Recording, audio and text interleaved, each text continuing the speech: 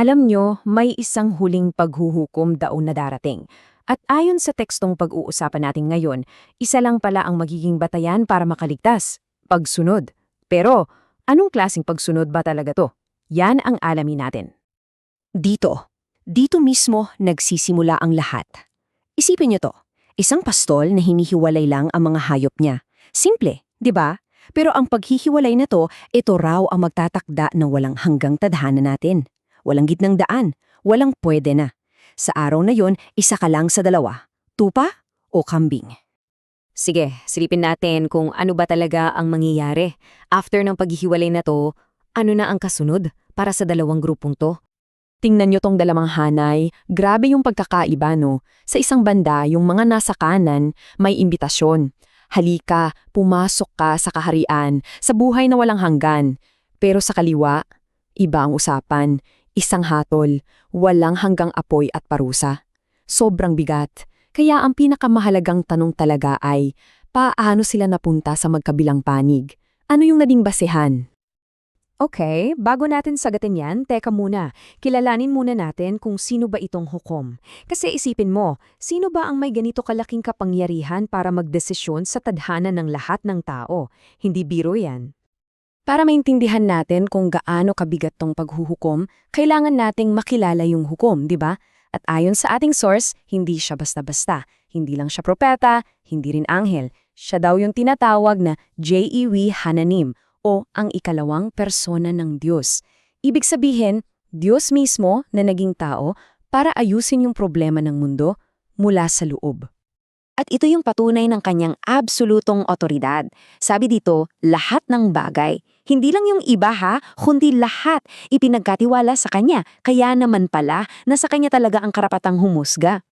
So bakit siya ang hukom? Simple lang. Ayon sa teksto, ang buong kwento ng universe sa kanya umiikot. Mula sa simula, yung paglikha, sa kasalukuyan yung pagpapatakbo ng lahat, hanggang sa dulo kung sinong magmamana nito. Kaya yung pagiging hukom niya, hindi lang yan basta trabaho. Ito yung kabuuan ng kung sino talaga siya. Okay? So, ngayong kilala na natin ang hukom, balik tayo sa pinaka-importante sa lahat. Ano ba talaga yung standard? Ano yung titingnan niya? At heto na. Hindi pala ito tungkol sa kung gaano kakayaman, katalino o kasikat. Hindi rin daw ito tungkol sa kung anong relihiyon ang nakasulat dyan sa birth certificate mo. So kung hindi yan, ano pala talaga ang tinitingnan ng hari? At dito na pumapasok yung malaking twist. Ang basehan pala ng paghuhukom, hindi nakatingin sa taas, sa Diyos na nasa langit, kundi nakatingin sa baba, sa mga kapatid niyang naghihirap dito sa lupa. Gets nyo? Bawat tulong mo sa kanila para sa hari, para mo na ring tinulungan siyang ng direkta. At yung bawat pagkakataong binawala mo sila, personal na pagtanggi yun sa kanya. Pakinggan nyo to, kasi ito talaga yung pinakapuso ng lahat. Yung ginawa nyo para sa pinakamaliit sa mga kapatid ko, para sa akin yung ginawa. Grabe. Ibig sabihin yung pag-abot mo ng pagkain sa isang nagugutom, para mo na rin pinakain yung hari. Yung pagbigay mo ng tubig, para mo na rin siyang pinainom. At linawin natin hindi lang to basta metaphor. Para sa hukom, literal na katotohanan yan. Pero, para malinaw, sino ba itong mga kapatid na tinutukoy? Nililinaw ng source na hindi to para sa lahat ng tao sa mundo in general. Ang tinutukoy dito ay yung mga specific na tao na nagdudurusa, yung mga nagugutom, nakukulong o nangangailangan dahil mismo sa pagsunod nila sa misyon ng anak. Sila yung tinutukoy. Okay, at dito pa lalong nagiging komplikado. Kasi alam nyo, ayon sa teksto, hindi pala lahat ng gawang mukhang mabuti ay pare-pareho sa mata ng hukom. Ang tanong, pwede bang maging masama ang isang mabuting gawa? Parang ang labo, di ba? Paano naman mangyayari yon? Well, dito napapasok yung usapan tungkol sa motibo. So ayun na nga, pwede ka palang gumawa ng isang bagay na mukhang mabuti sa labas, pero para sa hukom, mali pa rin. Anong pinagkaiba? Lahat yan nakasalalay sa motibo. Kasi yung tanong niya, hindi lang basta, hoy, tumulong ka ba? Ang tanong niya ay, bakit ka tumulong? Para ba sa sarili mong kapulihan o dahil sa pagsunod mo sa akin at pagmamahal sa mga taong to? Yun ang kaibahan. At kung akala nyo madali lang yan i-figure out, pakinggan nyo tong warning. Sabi dito, Kahit yung mga gumagawa ng mga himala sa pangalan niya, pwede pa ring marinig yung mga salitang, "Hindi ko kayo kilala. Lumayo kayo." Grabe no?